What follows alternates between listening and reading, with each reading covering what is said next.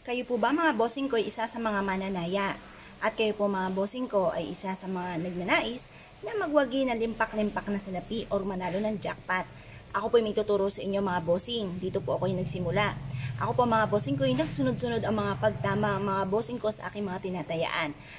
Mula ng 2018 mga bossing ko sa pagsalubong ng 2019. At ito po i-share ko mga bossing ko at nagsunod-sunod na mga pampaswerte ko pong ginawa hanggang sa ako po ay nag-upload na rin po ng video. At hindi ko po rin po inaasahan na ako po ay sinuwerte. Ngayon pa mga bossing, ako po ay may share sa inyo.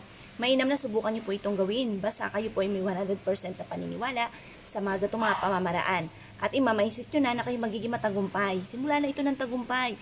At alasin nyo po sa isipan nyo po na kayo po ay malas. Ngayon pa mga bossing, kapag po yan ay nagawa po ninyo, ito po mga bossing ko ay mapapansin po ninyo na kayo po ay palagi sinuswerte. Na instead na kamalasan ay puro swerte ang darating po sa buhay po ninyo.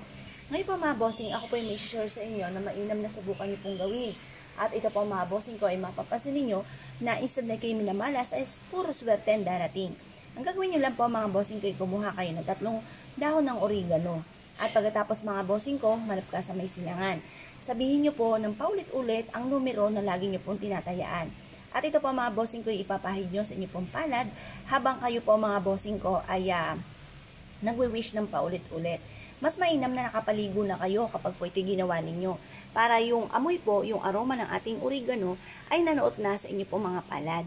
Pagtapos positive ka lamang mga bossing, kailangan nasa isipan ninyo, simula na ito ng tagumpay ko, alisin nyo sa isipan nyo yung mga alinlangan. Kasi kapag may alinlangan ka, maaaring mababaliwala ang inyo pong paggawa po ng mga ganito. Kailangan nasa isipan nyo, simula na ito ng tagumpay ko.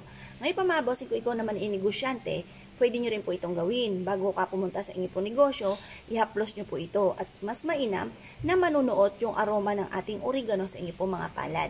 Subukan niyo po ito mga bossing kahit sa loob ng 1 linggo.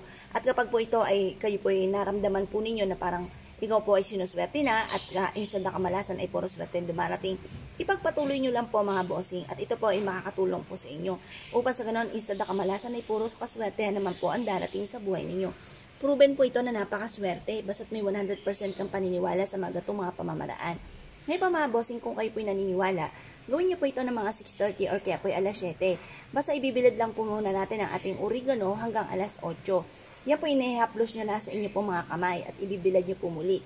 Pwede nyo rin po itong isiksik sa inyo pong pitaka upang sa ganon magtuloy-tuloy ang pasok ng swerte.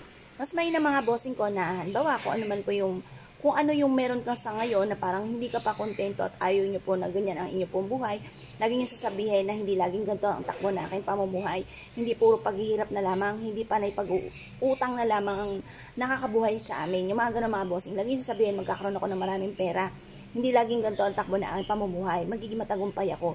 At magkakatotoo po yan mga bossing. Basta positive ka lamang. Lahat ng mga taong masisipag, matsyatsaga, may positibong pananaw sa buhay, at hindi nakakalimot magdasal, at sinabayan pa ng ganitong mga pamamaraan ay walang imposible, magiging matagumpay po kayo. Kaya kung kayo po naniniwala at naisip po itong gawin, ay siya mga bossing, good luck po sa inyo po lahat.